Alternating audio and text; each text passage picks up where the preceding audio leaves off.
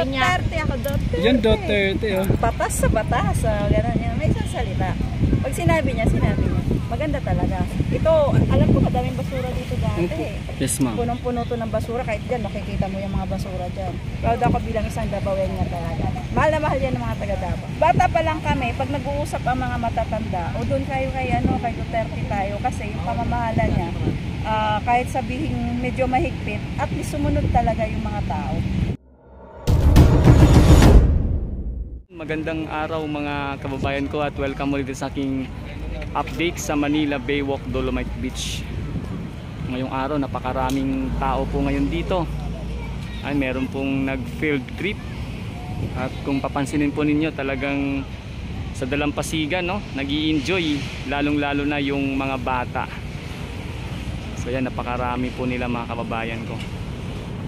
Ma'am, magandang araw po sa inyong dalawa. So taga saan po sila? Alin ba tinatawag pala? Tagasang lugar. Probinsya? Opo, probinsya. Kasi pares kaming may probinsya. Ako, taga Davao talaga. Davao, yan si ma'am po. Duterte ako, Duterte. Yun, Duterte, oh. Pero nakatira kami sa Laguna. Pares kami sa Laguna. Pares kami Laguna. Dumayo lang po kami dito para sa Dolomite. So, ayan, ma'am, anong masasabi niyo dito ngayon sa Dolomite Beach, sa Manila Bay? Maganda kasi dati. Nakikita ko sa TV. Hindi na ganun no? Hindi na ganun ka. Kasi siguro ko dahil sa First time kong makita to. Okay naman din. Buti nga walang mga basura. Yun lang. Wala nga namang basura. Kasi Okay dati, naman. no? Dati maraming basura Next dito. time ko kasi marami pa siyang Dolomite. Yung nakikita ko marami. Nangingintab pa siya. Ngayon, parang nahaluan na ng ibang buhangin yata. Hindi ako expert pero syempre yung nakita ko nung una, expose nila sa TV na maganda, madami. Ay, yung bago pala. Oo, yung bago. Siguro sa katagalan na rin. So yun ma'am, bilang taga Davao, no? At siyempre, sabi niyo Duterte. So ano masasabi niyo po sa mga nagawang proyekto ng ating dating Pangulong Duterte? Proud ako. Oo, proud ako bilang isang Dabawen niya. Kasi talagang kahit naman sa Davao marami talaga siya. Bata pa lang ako, kilala na namin talaga yung angkan ng Duterte. Yan ma'am, sa pagkakakilala niyo po kay President Duterte, anong klaseng tao po siya? Para sa inyo? Pagkakilala ko? Yung pagkakakilala niyo po, di ba kasi siyempre taga Davao? Oo. May isang salita. Ayun. Batas sa batas. Gano'n yan. May isang salita. Pag sinabi niya. Yun lang ha. Bilang isang nung lumaki akong mula sa Davao, gano'n. Yan lang. May isang salita siya. Ma'am, dito sa nagawa ni PRRD dito sa Manila Bay, anong masasabi niyo? Kasi dati puro basura ito eh. At least nalinis talaga, maganda. Kahit naman sinong di ba, sinong mga nakaupo si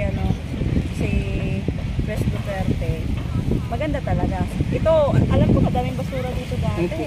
Yes, ma'am. Punong-puno to ng basura, kahit dyan makikita mo yung mga basura dyan. Kahit hindi na siya ganun ka nung nakikita namin, kasi first time namin pumunta dito eh.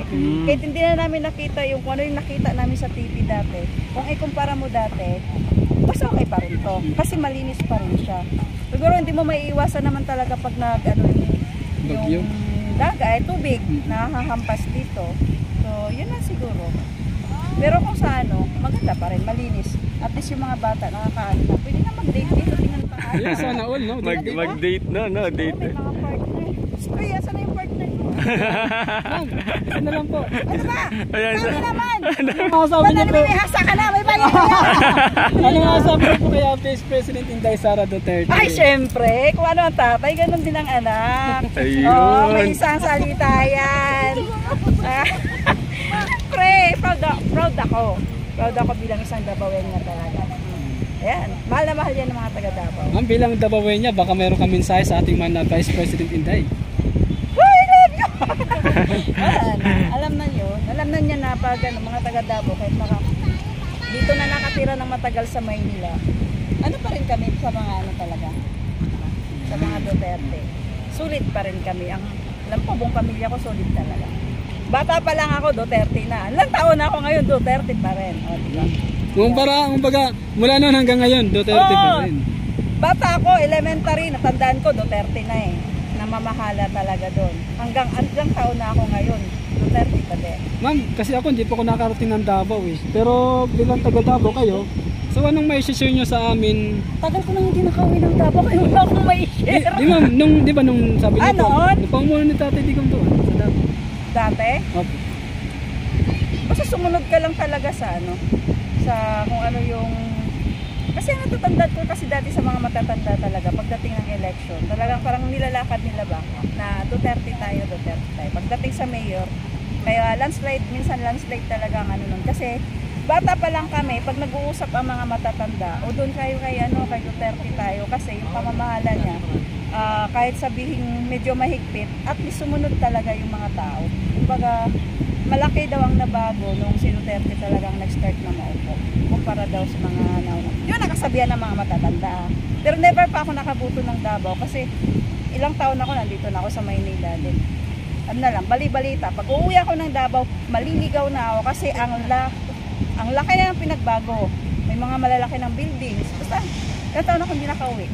20 years na ata. Tagal na. Kumbaga sobrang unlad naman talaga, ma'am. Oo, Unlad wala na. Sinabi na ng mga kapatid ko sa akin na pag umuwi talaga ako, wala, naligaw na talaga. Ma'am, anong masasabi nyo ngayon or observation nyo sa Manila Baywalk Dolomite Beach? First time po ba? First time? First time. Galing kayo ng ano, ma'am? Antipolo Rizal. Antipolo Rizal. Uy. Nagsawa na kami sa bundok. Joker to si ma'am, no? Buka aming motor doon. Ganyan kasi pag nakakalabas ng lungga. Ayun. Pero ako wala akong asawa.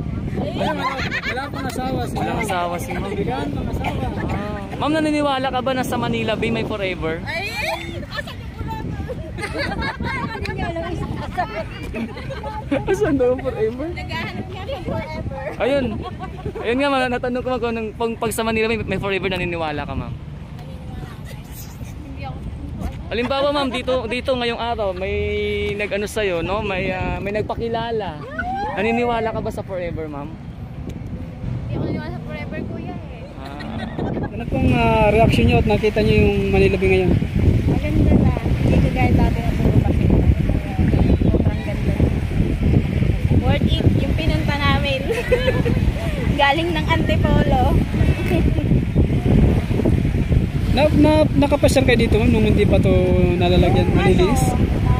Isang taon na siguro nakalipas. Pumunta kami dito, sarado, ayaw magpapasok. Kasi Kasi under renovation pa daw.